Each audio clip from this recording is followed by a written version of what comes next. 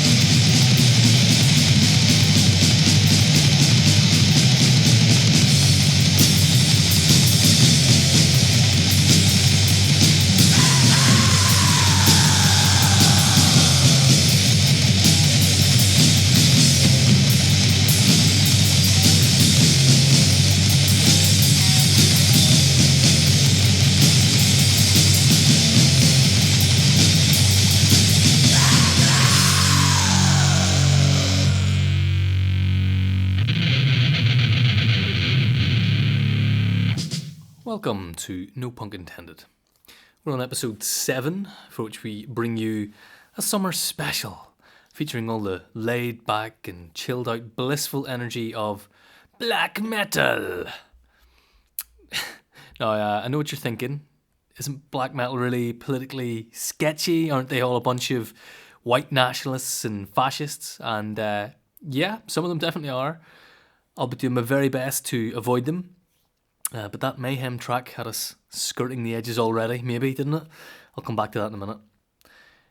You might be wondering what on earth black metal has to do with punk. All the other episodes thus far have at least featured the word punk in the title. We haven't even managed to preserve that premise here.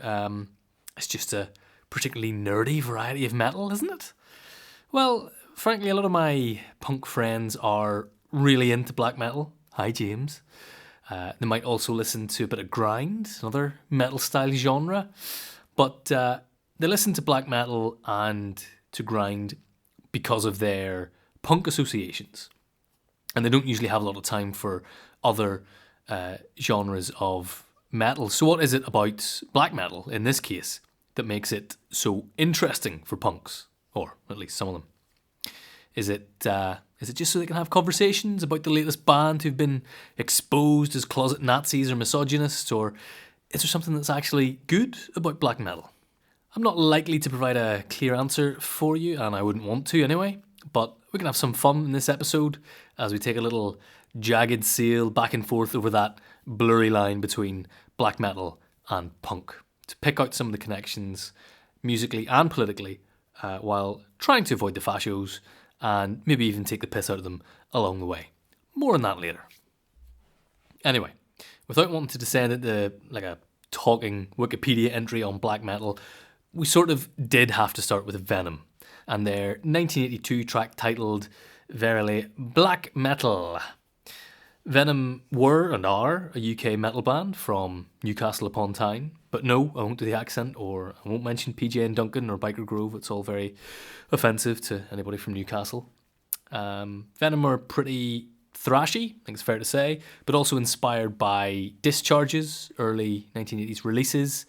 I think there's definitely a bit of Motorhead in there too. I noticed that Venom's 2015 album featured a song called Long-Haired Punks, so that crossover attraction has been more than fleeting. I think Venom are a very self-aware band. It's like a lot of that UK hardcore stuff that came along later in the 1980s. Sounds like the bands are happy to be taking the piss out of themselves a bit, both in terms of musicianship and that kind of arch quality in the lyrics. It's like they know it's all a bit ridiculous, and the result is this kind of camp, tough guy vibe. Other bands are just as camp across the early black metal spectrum, the likes of Bathory from Sweden or Celtic Frost from Switzerland. And yes, Venom was followed by Mayhem with their 1987 track Deathcrush. I think the reason so many people have heard of black metal and the reason it carries such dodgy associations is this late 1980s and early 1990s Norwegian black metal scene, of which Mayhem were a key part. The scene was prolific and interesting, and it pushed the genre as something distinctive, but especially in the early 1990s, it was riven with controversy. There were the famous church burnings, of which one member of Mayhem was charged. There was the suicide of Mayhem's singer, the murder of their guitarist by the member of another black metal band, who shall remain nameless because they are bona fide fascios, but if you're wondering, it's the one where if you see someone wearing their t-shirt, you're supposed to chase them out of the bar straight away. You know who I mean. Most analyses of black metal get hung up on that whole early 90s period in that Norwegian scene, and it's foundational for subsequent black metal music, certainly, and it's all very morbidly fascinating and shocking and all the rest of it, but there's nothing very punk about all of it, frankly. The sound of that Mayhem track, though, gives us plenty of punk nods. There's a fast 1-2 drum beat there interspersed with the ploddy metal stuff. That slight sloppiness in musicianship and production, it's got a punk vibrancy to it. It's also a shift from the gruff voice of Venom to the black metal shriek of Mayhem. This is a stylistic addition that was apparently attributable to the aforementioned battery. You'll hear more shrieking later in the episode, but plenty of gruffness maintaining itself as well.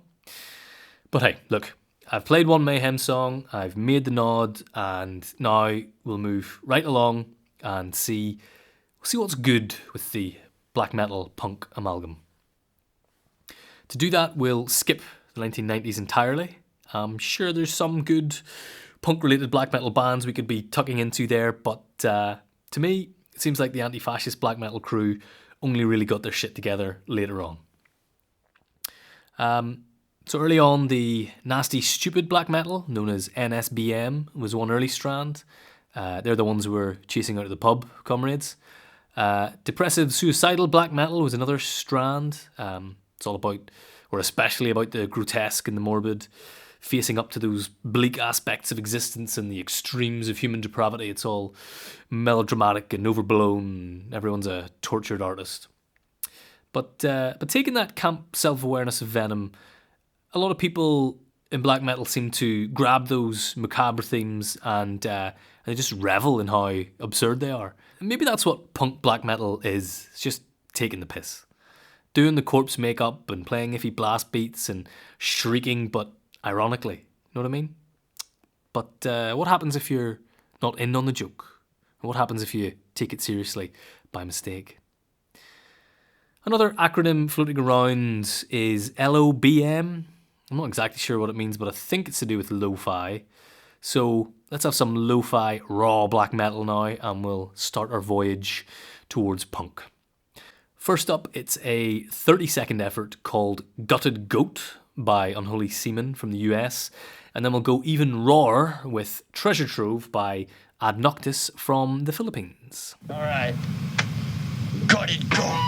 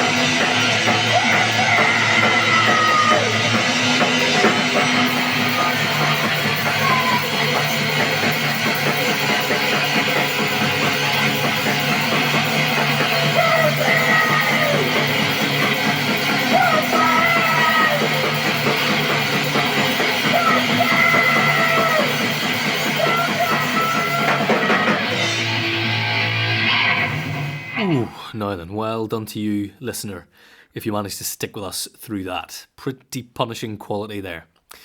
That rawness, I think, is definitely a musical trope that marks out a punk connection in black metal.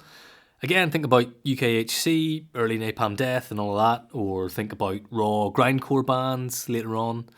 It's a metal musical style, but it's kind of rescued from itself by being awful.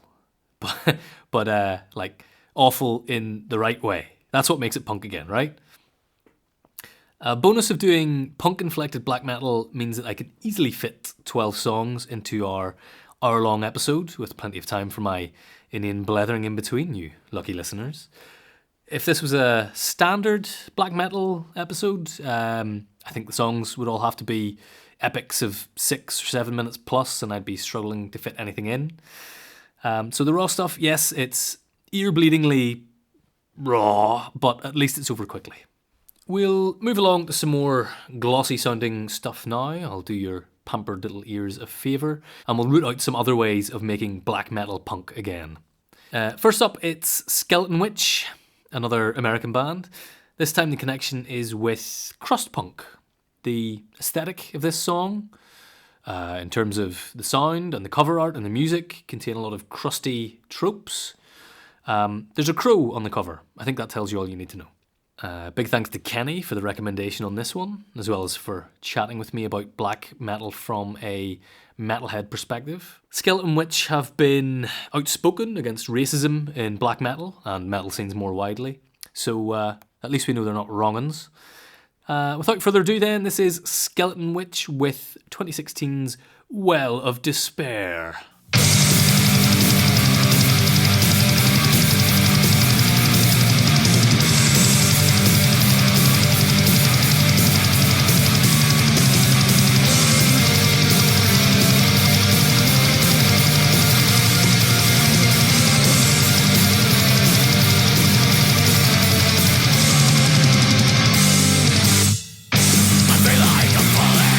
Falling into a well of despair.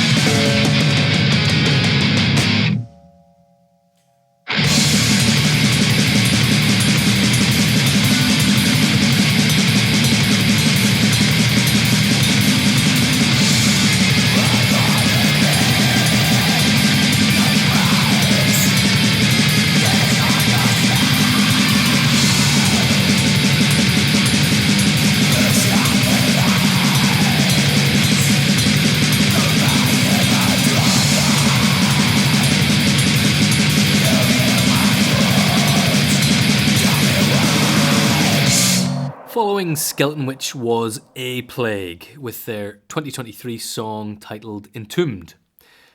Just so you know, A Plague has 3 forward slashes after the A, so we know they're serious. It's a one-person black metal outfit from Brazil. One-person bands are very trendy in black metal. A lot of 2 pieces as well. It's hard to find friends sometimes, guys. I know. A Plague have animal liberation and anti-speciesism as prominent themes in their music. Not that we're supposed to hear the lyrics, of course, but it's in there somewhere. Environmentalism is a big theme across black metal, actually. Sometimes that's problematically expressed as a Volkish thing, couched in Norse mythology, all the runes and Vikings, or sometimes Celtic druid stuff. It's what we might call an ethnic paganism, and it's a straight road from there to fascism and Nazism. But A Plague and other bands like them, I think, managed to avoid that by foregrounding the anti-speciesist and total liberation politics. They're anarchists, not eco-fascists. That vegan black metal vibe is surely taking us closer to punk again then, in terms of politics and lifestyle. And in that vein, anti-fascism and opposition to religion pop up a lot in a lot of the good black metal too. Actually, even in the dodgy stuff, at least they were burning churches, even if it was ethnic paganism. Shouldn't even joke. Sorry. The next song takes the anti-fascist and anti-religious themes to India, where Heathen Beast rail against Modi and his BJP. That's Bharatiya Janata Party.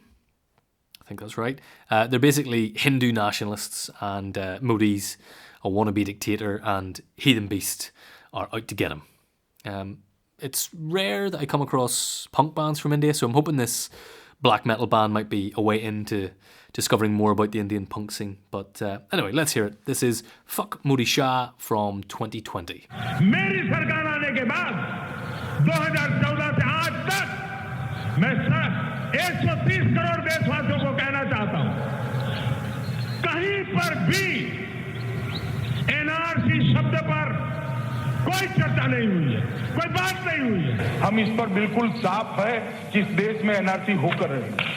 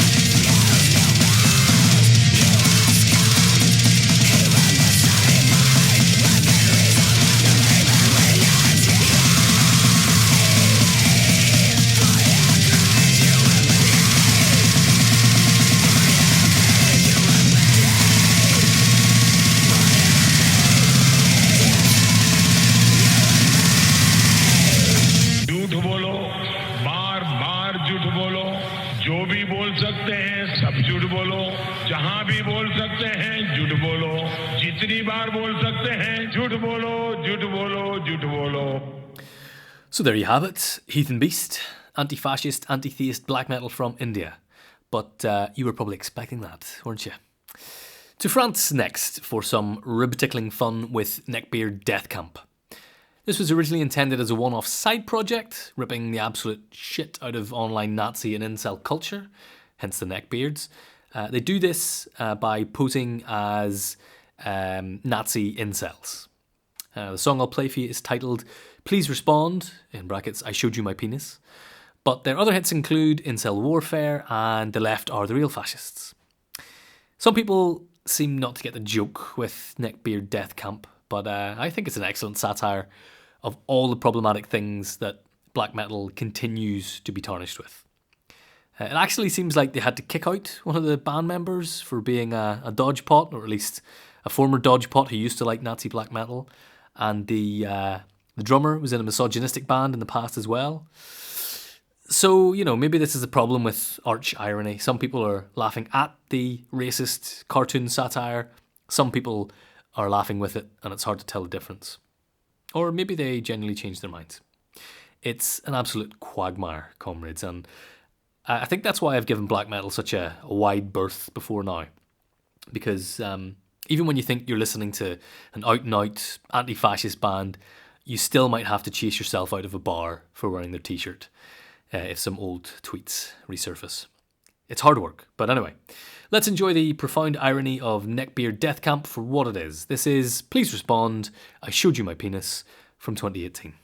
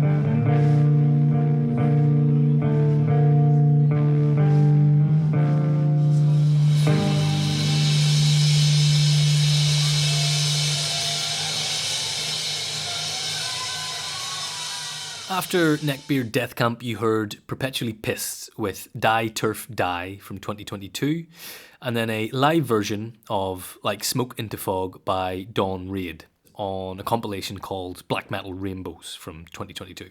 That's a Bandcamp compilation with 130 songs. Great for including loads of music and getting it shared widely, but there's absolutely zero curation that goes into those things. It's just quantity over quality for the most part. But I suppose with something like that, they wanted to demonstrate the huge number of anarchist, anti-fascist and queer black metal bands that are out there. Exactly because people's immediate assumption is that black metal is immersed in white nationalism and fascism and misogyny and all that miserable shite.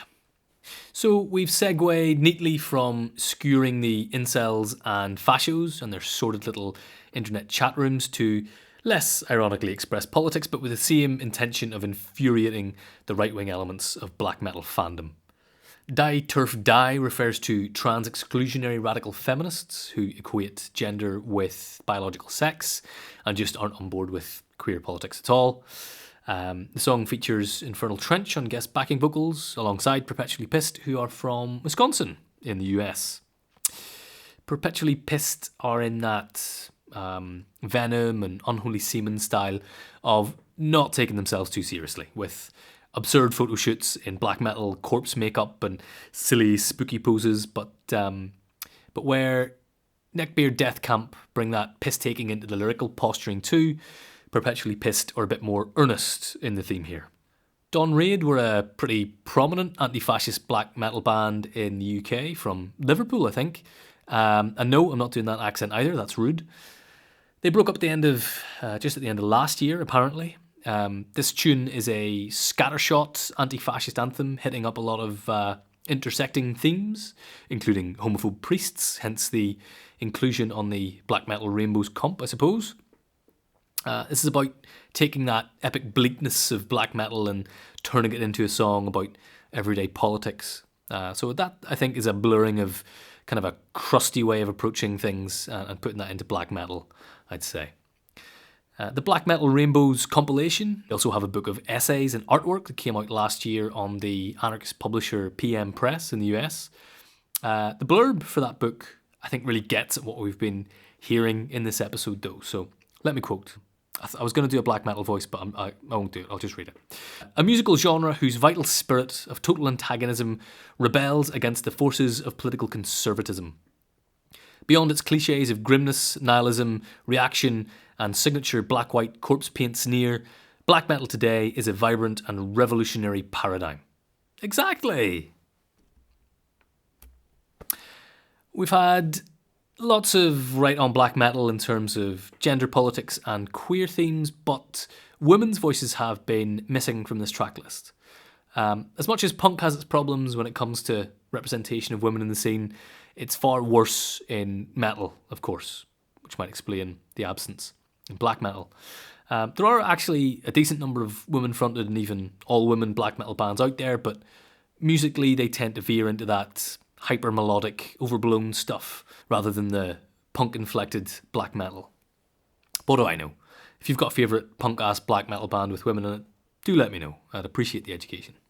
Turning to the last two songs of this episode now. Electromancy does something similar in terms of taking that tortured melodrama of black metal and then turning it towards something other than spooky Norse mythology. But here the whole musical innovation comes back around to the tortured black metal self more meaningfully or more directly.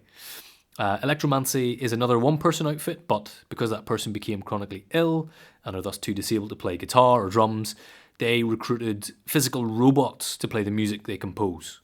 I mean, look up a video, it's crazy stuff.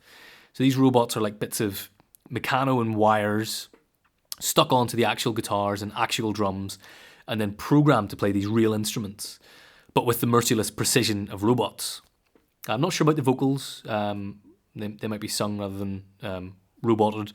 The song we'll play here is titled My Body Is Failing Me.